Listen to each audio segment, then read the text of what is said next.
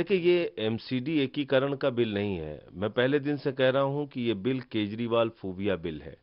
केजरीवाल से डर कर ये बिल लाया जा रहा है। दिल्ली के अंदर 56 इंच के सीने वाले हमारे आदरणीय प्रधानमंत्री जी चुनाव से भाग रहे हैं, ये साफ तौर पे दिख रहा है। अगर आपको एमसीडी के एकीकरण करने की मंशा थी, 7 साल से आपकी सरकार केंद्र में है, आप कभी भी एमसीडी का एकीकरण कर सकते थे। पिछले वर्ष आपने एक अमेंडमेंट किया था जिसमें राज्य के अधिकार छीने थे दिल्ली के अंदर, उस समय आप एमसीडी का एकीकरण कर सकते थे।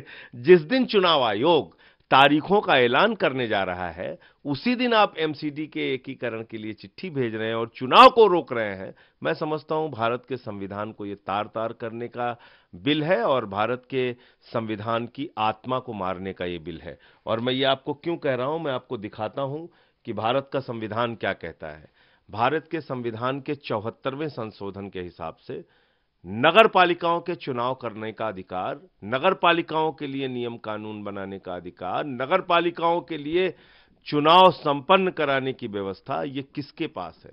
ये मैं आपको पढ़ रहा हूं। ये अमेंडमेंट 239 ए के बाद आया, यानी वो 69th अमेंडमेंट था, ये 74th अमेंडमेंट है। और इसमें क्या लिखा हुआ है? 243 ए क्लॉज 2, इसमें साफ तौर पे लिखा हुआ है, subject to the provisions of this constitution the legislature of a state may by law make provision with respect to all matters relating to or in connection with election to the municipalities। ये साफ तौर पे लिखा हुआ है। अब इसमें ZB पर आ जाइए जो यूनियन टेरिटरीज के लिए है। इसमें भी लिखा हुआ है, the provisions of this part shall apply to the union territories and shall in their application to a union territory have effect as if references to the governor of a state were references to the administrator of a union territory appointed under Article 239 and references to the legislature or the legislative assembly of a state were references in relation to a union territory having legislative assembly to that legislative assembly। यहां भी हमें अधिकार है, विधानसभा को अधिकार है कि हम नगर पालिकाओं के चुनाव के, नगर निगम के चुनाव के संबंध में फैसले लें, कानून बनाएं, जो भी चुनाव कराने का की व्यवस्था है उसको करें। आप लोग पहले अब आप देश के संविधान को, भारत के संविधान को खत्म करके और आप एक गैर संवैधानिक बिल पार्लियामेंट में पास करने के लिए जा रहे हैं, तो इसीलिए इसको साफ तौर पे बीजेपी को मान लेना चाहिए। इसमें बुराई क्या है कि वो दिल्ली में अरविंद केजरीवाल से डर गए। मोदी जी जो दुनिया की सबसे बड़ी पार्टी के नेता हैं, वो डर गए, वो चुनाव नहीं लड़ना चाहते। साफ तौर पे उनको मान लेना चाहिए। ये केजरीवाल फोबिया बिल है, ये एमसीडी एकीकरण बिल नहीं है। ये साफ तौर पे उनको मान लेना चाहिए। पूरे चुनाव में उत्तर प्रदेश के अंदर उन्होंने कहा कि हम 80-20 पे चुनाव लड़ रहे हैं, 80-20 पे चुनाव लड़ रहे हैं, 80-20 पे चुनाव लड़ रहे हैं।